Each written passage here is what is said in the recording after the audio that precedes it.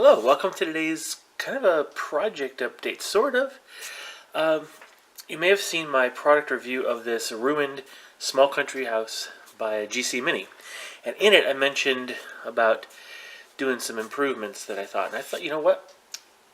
Might as well show you kind of some of the improvements I made. But before we get into that, I'm going to be very transparent here and let you know that they, as I mentioned in the video, they did not have any instructions because it's a simple four-wall kit and all you gotta do is look at the picture and make it. Well, somehow I still managed to make a mistake and I got the two end walls swapped. I found that out when I tried to line up the internal rafters here with this. It didn't work. So I basically flipped this over to this side to line up, and then I cut off the appropriate pieces of siding or shingles, and because the gap was a little bit lower down here, I figured I'd cut those off as well. So this is a little different. So some cutting done on the shingles to correct my mistake. It actually improved the model a bit from a use perspective on the tabletop because of the change, the biggest change I made, and that is this. I put in the second floor. Now, normally you'd think, it's kind of hard to get any models in there in the first floor, but what I did is I made this removable.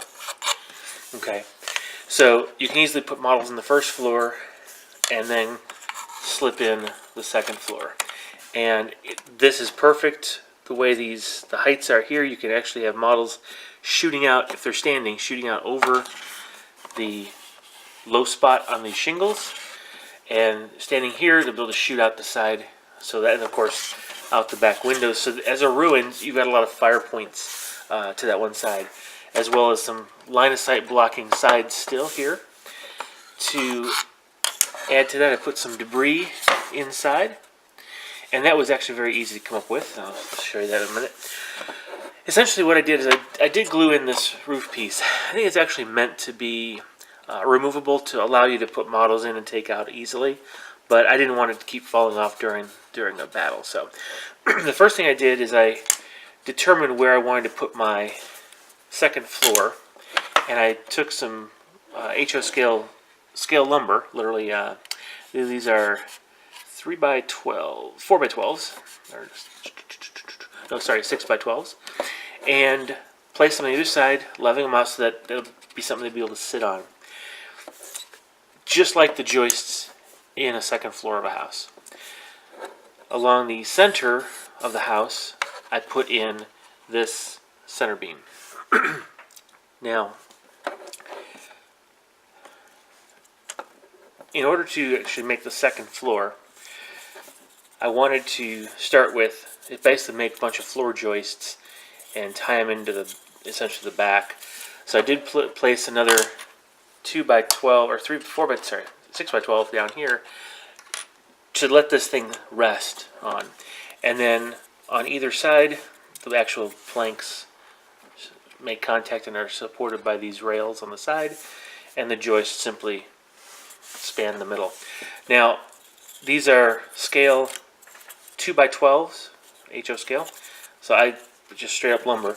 Now what I did is, like I mentioned in the other video, the floor looked kind of bright, so I took actually Army Painter's Strong Tone and went over it as a stain in both the floor and the second floor.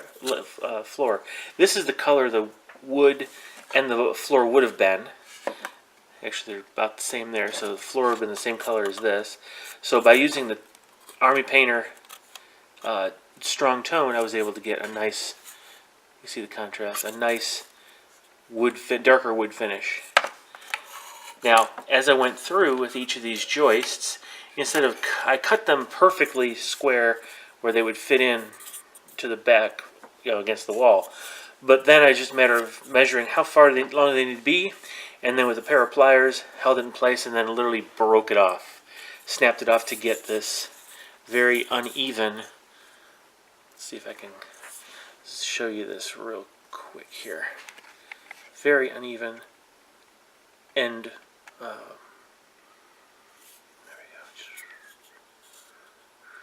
See, all the wood is very uneven, ripped off during the explosion and when the house was shelled. So you don't need to use a razor exacto blade every single time you cut a piece of wood. Alright, so by keeping that removable, again, it's easy to put models in and take models out. Now, it's a lot better as a terrain piece.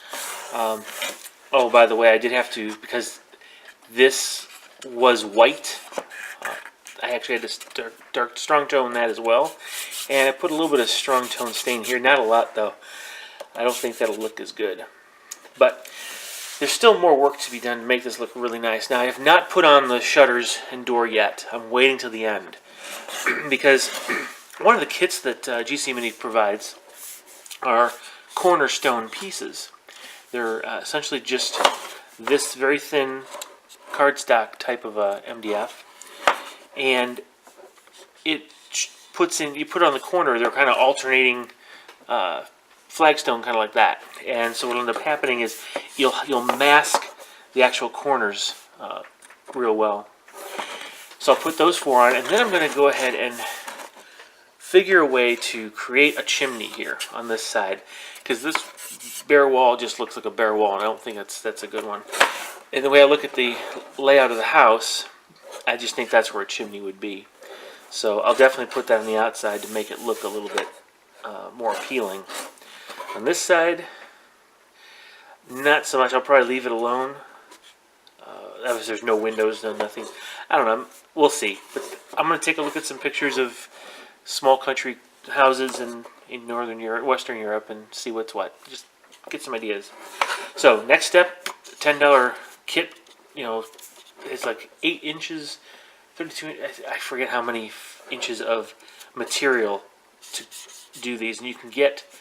There's like 8 strips. I think they're like 8 inches long. There's a lot of cover material. So you'd probably, yeah, maybe it is 8 inches long. There's a lot. You can do a lot of houses for $10.